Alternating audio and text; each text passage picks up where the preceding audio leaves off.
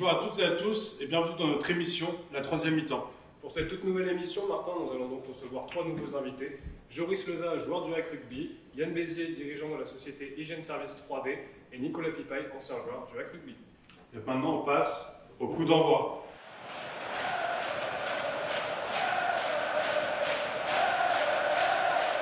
Bon, bonjour messieurs, on est ravis de vous recevoir aujourd'hui. Est-ce que vous allez bien tout d'abord? Très bien. Ouais, parfait, très bien. Ravi d'être parmi nous. Super. Super, grosse ambiance. Ah ouais, c'est un plaisir de se revoir dans une période compliquée comme ça, de revoir du monde. C'est bien, On va sortir les violons pour monsieur Pipaille. Donc du coup, dans cette première partie, donc, le coup d'envoi, vous laissez vous présenter chacun votre tour donc, de manière assez rapide. On va commencer par toi, Nico. Nicolas Pipaille, 35 ans, 1m95, 95 kg, 3e miel, mannequin chez Justin Bélier. C'est assez rapide. Voilà. Ça vous bien ou pas? C'est succinct, c'est pas mal. Alors, plus sérieusement, Nicolas Pipaille, ça change pas. Si on a qui vont dire que mon nom n'est pas bien prononcé, mais bon, ça c'est pas grave. Monsieur Pipi, on l'appelle. Voilà, c'est relativement correct. 49 ans, ça c'est le vrai âge. Comment dire, je suis responsable commercial pour les résidences seniors, les Girondiers. On nous a mis les CD sur la Normandie. Quoi dire d'autre? J'ai 3 enfants, je suis marié j'en ai une à moi et 2. Combien de déclarés? C'est filmé. Bon voilà, après je sais pas. Tu as fait un peu de rugby? Ah oui, j'ai joué au rugby. À quel âge? Je suis arrivé, j'avais 17 ans. 17 ans, d'accord. Parce que j'avais pas le droit de jouer au rugby avant mes 17 ans. Parce que mon père il disait tu vas apprendre des conneries dans le Nord. Et j'ai commencé le rugby quand mon père était entraîneur des juniors à Mac. Au hack rugby, du coup, tu as commencé au hack rugby. J'ai commencé au rugby en junior à 17 ans. Et j'ai arrêté de jouer au hack rugby à 39 ans. Ok. Toi, Joris. Joris Leza, donc j'ai 25 ans, je suis joueur demi-mêlée au hack rugby. Et dans la vie aussi, je suis commercial donc, pour une magnifique entreprise qui s'appelle Hygiene Service 3D, dont Monsieur Bézier est ici présent. Attends, on va en parler. Oh, je réponds trop vite, ouais.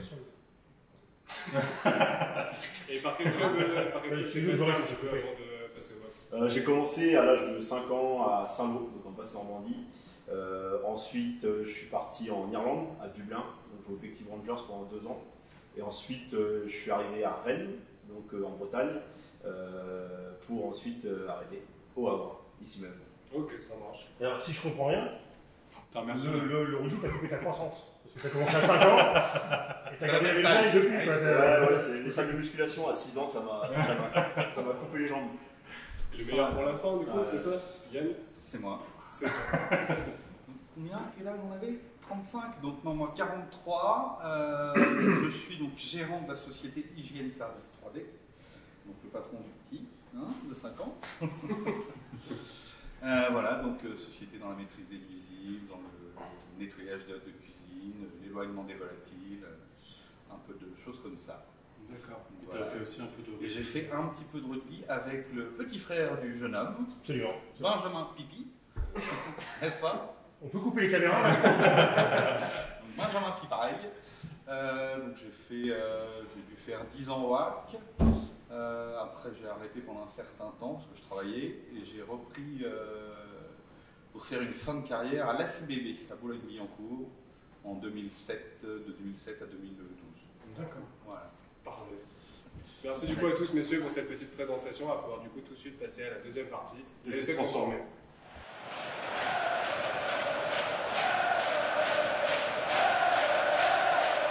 Bon messieurs, bienvenue du coup dans cette deuxième partie Laissez transformer. Donc là on va vous poser des questions un petit peu plus ouvertes et puis c'est parti. On va commencer avec la première question. Joris, toi qui es du coup joueur WAC maintenant depuis quelques années, qu'est-ce qui t'a donné envie de venir rejoindre l'aventure en Seine-et-Marine? Qu'est-ce qui t'a donné envie de venir jouer au WAC? C'est une bonne question. non, plus sérieusement, le projet annoncé par le club avec la montée en Fédéral 1 d'ici quelques années. Donc ça c'était un projet qui me plaisait et pour avoir déjà vécu une montée de Fédéral 2 à Fédéral 1, je pense que c'est des choses qui sont inoubliables et des choses qui sont vraiment très intéressantes. Donc c'est ce qui m'a plu ici et dans ce club. Ok. Et toi Yann, pourquoi avoir rejoint du coup aussi l'aventure en Seine-et-Marine? Toi du coup sur le côté... Je ne sais pas du tout. C'est une erreur. On m'a forcé. C'est une erreur administrative. Hein, Non, parce que c'est un club de cœur. Moi j'ai commencé ici, j'ai jamais vraiment quitté l'amour de ce club, parce que même quand je n'habitais pas ici, je revenais souvent le week-end. Je venais voir.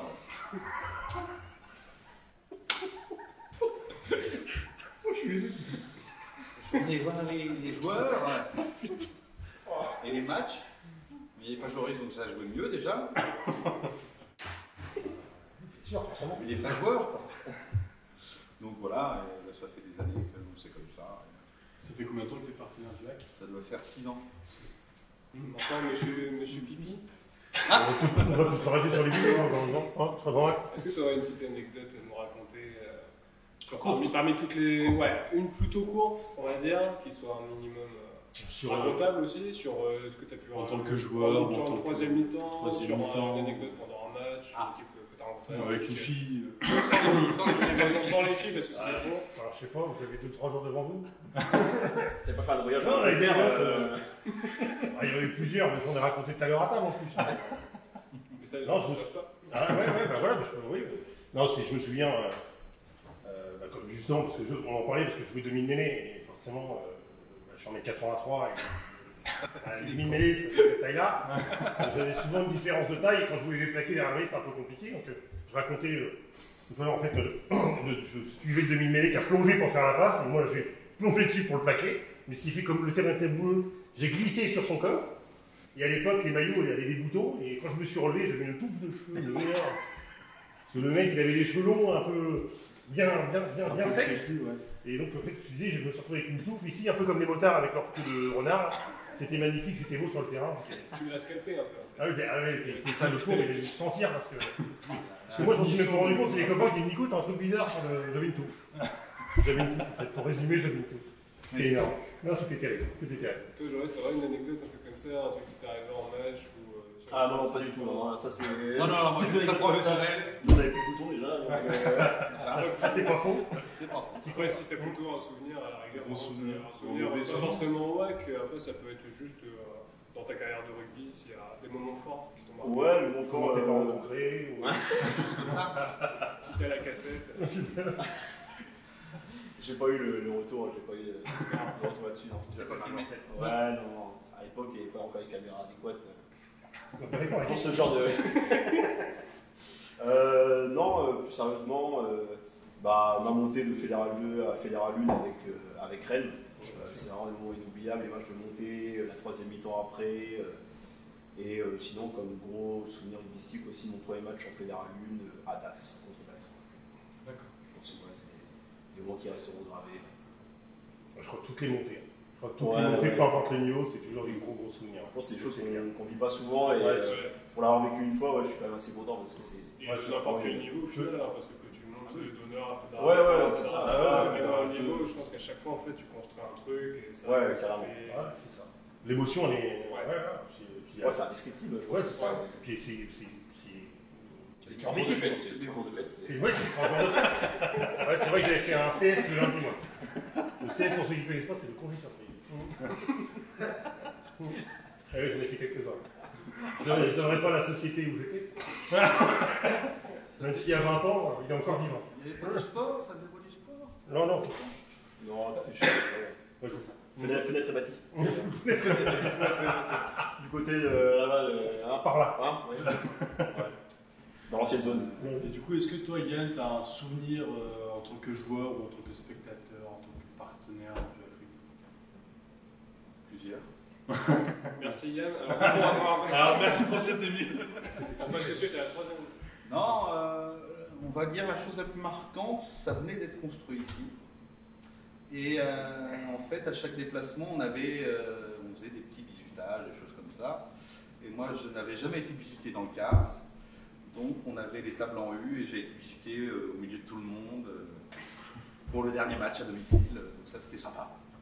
Et quel type de bisutage? Bisutage. Racontable ou... Ouais, moi, ça me dérange pas. Je raconte tout, moi, je raconte de rien. Non, on rasait en fait. On rasait la bite. Donc, C'est pas ce qu'il allait dire. Si, moi, ça me dérange pas. Tous les militaires sont pas comme ça. Il y en a des pires. Moi, c'était les cailles de poisson. C'est Les pas cailles bien. de poisson, j'avais séché. D'ailleurs, je ne donnerai pas le nom de mon parrain, je donnerai que ses 2 premières syllabes, Barthé. Qui m'avait, donc dans le bus, à un retour de déplacement, qui m'avait mis des écailles de poisson, mais partout. Donc ça puait énormément. Et puis bah, ça avait séché à la fin, donc je me souviens d'avoir passé 2 heures dans la douche à essayer d'enlever les écailles mais à l'ongle, parce que c'était tellement collé. Et à l'époque, j'étais encore chez mes parents, là, je me souviens quand j'avais passé la porte, mes parents étaient dans la salle, ils ont fait c'est quoi cette odeur? Et je me souviens que le lendemain, quand j'étais en cours, je sentais encore le poisson. Je peux vous dire que c'est pas ce jour-là que j'ai pécho. Du thon. Du thon, oui, du thon. Bah, j'ai laissé des casiers, je suis venu le chercher le lendemain. T'as une petite dernière anecdote ou pas, Nico? T'as pas connu le Dolpic? Le Dolpic. Le Dolpic, c'était de la pommade chauffante. Mais d'ailleurs, ça n'existe plus, tellement que c'était même plus chauffant, ça brûlait la gueule. C'est irradiant.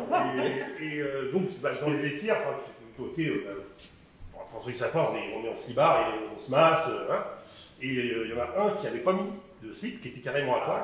Et en se massant le Dolpic, il s'est touché légèrement le sexe, n'est-ce pas? Je peux vous dire qu'il n'est pas allé s'échauffer. On est revenu de l'échauffement, il était sous la douche, il était rouge dans les carats.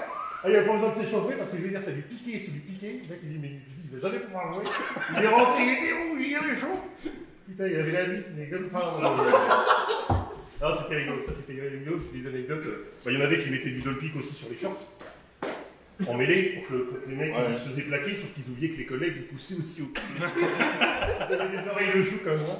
Il y en avait aussi qui bouffaient de l'ail. Ah De l'oignon coré pour souffler dans la gueule du pilier adverse pour C'est le très surprendre. intelligent, les requins. Ah, mais tu sais, mais attends, c'était technique quoi. C'était Stratégique des ingénieurs, 15 ingénieurs.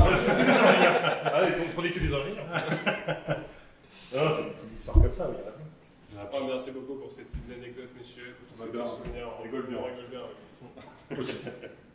On peut Du coup, on va passer à la dernière partie, qui est la la mêlée. mêlée.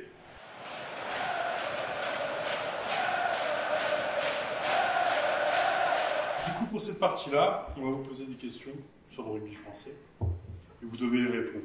Vous pouvez vous parler entre vous. C'est pas de la rapidité. Vous avez le droit de réfléchir un peu et y répondre. On est obligé de réfléchir. Toi, non. T'avais toujours sur toi. Qu'est-ce qui vient? Alors, première question. En quelle année la télévision a-t-elle retransmis sa première finale du championnat de France? En 1953, en 1955 ou en 1957? Alors, il y a pas. Moi, je T'étais né, toi, donc vas-y. Moi, je sais, je vous laisse réfléchir. Je ne pas non plus. Regarde, en 55 à Colombes. D'accord. Yann? Je dirais 57. Ouais, moi, j'aurais dit novembre 57. Pourquoi de novembre? Parce qu'à l'époque, les finales se faisaient en novembre, c'était. Voilà. On a vu, c'est pas novembre, mais c'est bien 57. 57. Ah ouais. C'est bien 57, donc vous avez chacun un point. Et toi? Très heureux. Voilà, ça c'est fait. Réfléchis peut-être un peu moins. Ouais, c'est ça. Ouais. Je suis meilleur quand je réfléchis. Alors, deuxième question.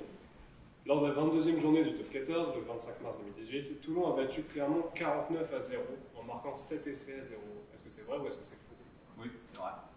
En 2018. C'est vrai. T'as trop au fond du sou. Ça veut dire 7 essais transformés. Ouais, à 0. Oui. 49-0. Il y en aurait bien qui ne s'est pas transformé. Moi je dis oui. Moi, je dis non. Tu dirais que c'est faux, toi? Ouais, j'ai accepté. Donc Yann, vrai. J'aurais dit, tu sais pas, t'es entre les deux. Ouais, moi je dirais vrai. C'était vrai. En 2018, Toulon a mis T'étais où? 49-0. T'étais où? T'étais où? T'étais où? T'étais dans un bar. bar. On peut pas T'étais parler. dans un bar. Il cherchait sa voiture. Non, mais attendez, les gars, vous posez des questions. Ah oui, il y avait un week-end en Angleterre où il n'a jamais été en Angleterre. Bon, et maintenant, une question plus facile. Qui a marqué les essais? Bon, ouais, vas-y, c'est bon pour l'instant. Ça ne dit rien. Oh la mauvaise foi! Oh, non, attends, c'est pas Qui vrai. a marqué le Non, 5e? parce que pareil, c'était 7 fois le même. C'est ça. Qui était la marque du ballon? Ah, il est là. Comme il y avait dedans le pilier. Bon, troisième question. Durant la saison 2017-2018, quel joueur a inscrit le 100e essai de sa carrière en championnat de France? Vincent Clerc, Laurent Arbeau ou Napoléoni Nalaga? Vincent Clerc.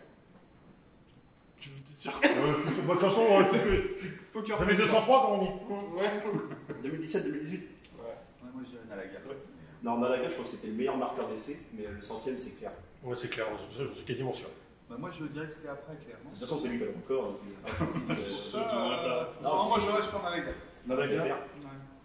Et c'est Vincent Clerc. Ouais, ça, on est quasiment fait. Moi j'ai juste envie de le dire Bravo, doucement. Pipaille! Parce que c'est ton premier point. Et pas Pierre, allons-y. Le meilleur marqueur d'essai, je crois. Ouais. Bon, enfin, t'es à 2. Hein. Après Nicolas Pivaille. Sur une saison, meilleur marqueur d'essai sur une saison. Ouais, c'est ça. Ouais, ça doit être ça.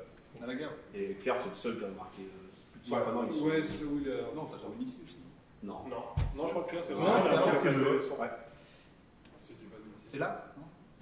Non, c'est les sélections. Ah oui. Donc il y a quand même 3 points pour Joris. Ah oui, Ça oui, va, Deux ça deux va. moyennes et Va. un point, Bien dit. Dites Nico. Ouais, Non, ça non, marche non. pas personne. C'est moi qui fais. Monsieur, alors tu mets Monsieur Pipaille. Voilà. Alors, quelle est la devise gravée sur le bouclier de Brennus? Gloria Victoris, Nun Ec Bibendum ou Lodus Pro Patria? Je te laisse Faut que répondre. vous J'ai la même réussissiez. réponse que Alors, Joris.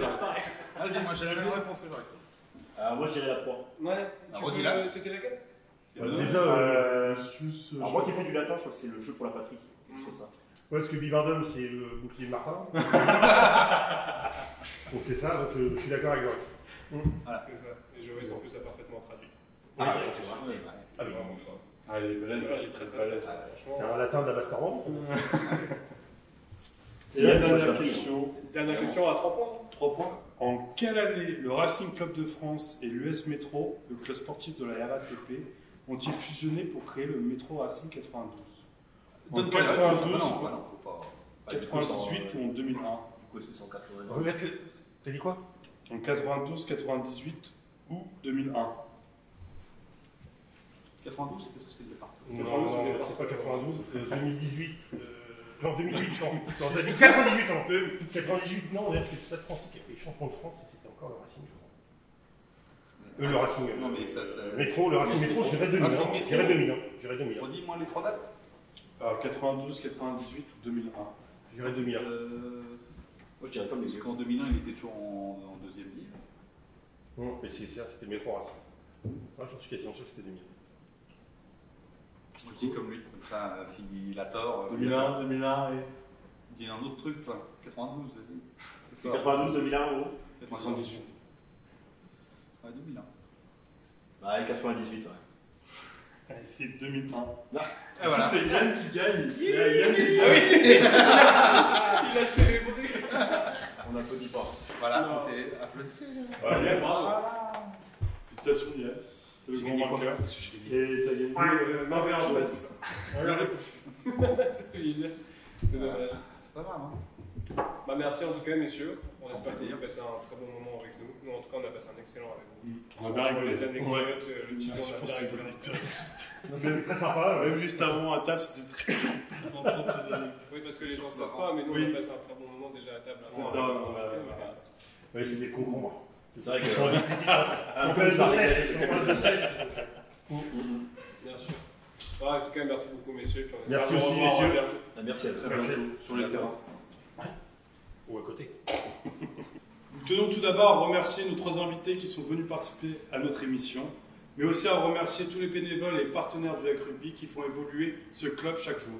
Et lors de la prochaine émission, Martin, nous recevrons donc 3 nouveaux invités qui seront du coup pour cette fois Pascal Barthélémy et Alain Renaud, donc d'anciens joueurs du Hack Rugby, accompagnés de notre partenaire Louis Papi de LH Sport. Et d'ici là, ciao! À bientôt!